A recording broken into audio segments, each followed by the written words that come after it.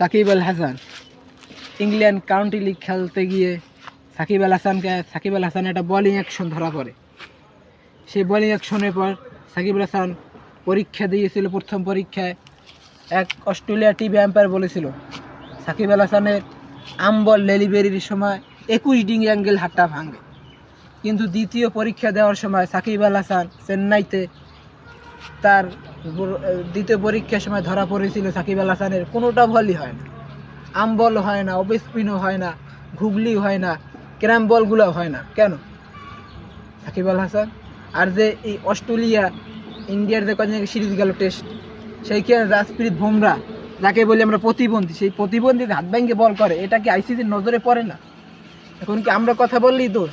তাই কেন কেন সাকিব আল হাসানকে সাকিব আল হাসানের যে এতই কেন সাকিব আল হাসানের 18-19 বছর ক্যারিয়ারে সাকিব আল হাসান এই কয়দিন এই বোলিংটা ধরা পড়ে না, এখন লাস্ট মুহূর্তে সাকিব আল হাসানের বোলিংটা ধরা পড়লো কেন?